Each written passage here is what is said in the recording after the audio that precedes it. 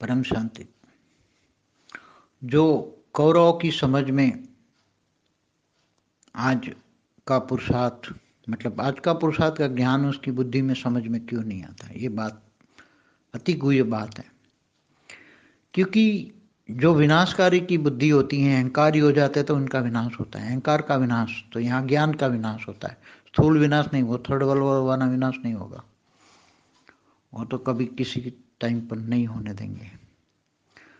तो जब अहंकार आ जाता है तो मान शान बढ़ जाता है, स्थूल दुनिया में स्थूल चीजें प्राप्त हो जाती हैं, स्थूल धन, स्थूल मैलमाड़ियाँ। कौरव के पास भी मैलमाड़ियाँ बहुत थी। तो ये आज के कौरव है। तो ज्ञान, झूठा ज्ञान, शास्त्रों को झूठ कहकर ज्ञान, विनाश विनाश विनाश, थर्ड वर्ल्ड वॉर हो जाएगा। तो 1936 से इन्होंने विनाश के लिए योग किया, तो 1938 से 39 से सेकंड वर्ल्ड वॉर हुआ, तो इनको लग गया कि हमारे योग बल से विनाश हो जाएगा। इसलिए सबको कहा कि लाशों के ढेर पड़े होंगे, कोई उठाने वाला नहीं मिलेगा, और हमारे योग बल से सारी दुनिया का विनाश हो जाएगा। मगर वाणियों में जो कहा है, अंधे की औलाद अंधे, तो कौन है अंधे की औलाद अंधे? कौन है अंधा? उसका रचयिता कौन है? तो ये जानना बहुत जरूरी है, क्योंकि बेहद के बच्चों का बेहद का आकारी बाप जब गॉड रेत द्वारा वाणी चलाता है, छोटू राम जब वाणी चलाता है, छोटू राम ने भी एक अपना रूप निकाल के ये रूप के द्वारा काम करता है, जिसका नाम मैंने नानू राम रखा है। तो नानू राम के द्वारा जो वाणियाँ चलाता है, गॉड रेस से वाणियाँ चलती हैं, वो गुप्त में पाठ कर रहे हैं, गुप्त में काम करते हैं। यहाँ शिव बाबा का नाम देकर, एक ब्रह्मांड का शिव को नाम लेकर आगे रखा, क्योंकि जो वाणी में बोला है कि शिव निराकार को भी याद करेंगे तो पावर तो आएगी, थोड़ी एक कला की पावर तो आएगी, मगर पावर को विनाश के संकल्प से विनाश विनाश करके विनाश के साधन बना दिए। तो काम परिवर्तन का करना था, लोगों को ज्ञान देना था, ज्ञानदान महादान, उनको बेहद का ज्ञान देना था। बेहद का बाप आकर तुम्हें बेहद का ज्ञान देते, बेहद का ड्रामा का आदि मध्यंत का राह समझाते, इसकी बजाय इन्होंने 5000 साल का वर्ल्ड ड्रामा बना दिया। तो 5000 साल का वर्ल्ड ड्रामा का ज्ञान किसने, ब्रह्मा कुमारी में किसने ये लिखा, किसने दिया ये सारा ज्ञान? तो कोई अंधे की अंधा ही होगा, क्योंकि शास्त्रों में तो 4,32,000 साल का कलयुग बोला है, इससे डबल द्वापर, इससे 3 गुना त्रेता, इससे 4 गुना सतयुग। और ये 4 युग को कल्प कहते हैं, सतयुग त्रेता द्वापर कलयुग, 4 युग टोटल 5000 साल के कल्प कहते हैं। और कल्प तो यहाँ ब्रह्मा का एक दिन होता है, तो ब्रह्मा का एक दिन में तो 1000 युगांतर होते हैं, माना 4 अरब 32 करोड़ साल होता है। तो और यही कहते हैं कल्प कल्प रिपीट होता है। तुम्हारे नाक के आगे से मक्खी निकली है तो वो मक्खी निकलेगी। तो पुरुषार्थ करने का मतलब क्या है?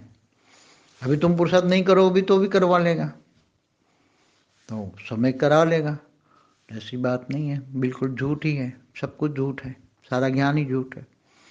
तो कौन है ऐसा अंधकासुर जिसने सारा अंधे की औलाद अंधा बना दिया, सबको झूठा ज्ञान दिया, असत्य की दुनिया, असत्य की ज्ञान, पूरा ज्ञान, अज्ञान रूपी अंधेरा की स्थापना की, परम ज्ञान नहीं, बेहद के ज्ञान को इन्होंने 5000 साल का वर्ल्ड ड्रामा बना दिया।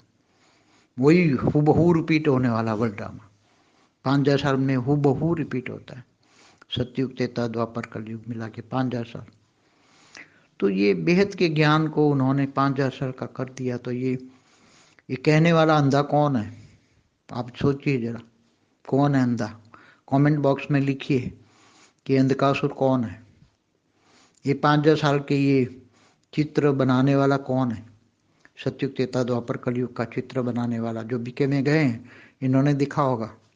4 युग का टोटल 5000 साल का, 1250 साल का एक युग, 1250 का सतयुग त्रेता द्वापर कलयुग, 4 युगों का 5000 साल का। तो कौन है ये अंधकासुर? किसने ये पूरा अंधा ज्ञान दिया, झूठा ज्ञान, असत्य ज्ञान, बेहद का परम ज्ञान को इन्होंने अंधा ज्ञान किया। इसलिए अब विनाश विनाश हो गया, विनाश होगा, विनाश होगा, थर्ड वर्ल्ड वॉर होगा। तो ये विनाशकारियों की बुद्धि में परम ज्ञान, पवित्र ज्ञान, पवित्र लाइट, परम लाइट, बोले जो आज के पुरुषार्थ आते हैं वो डायरेक्ट ऊपर से मैसेज आते हैं, वो किसी न किसी द्वारा बुलाया जाता है।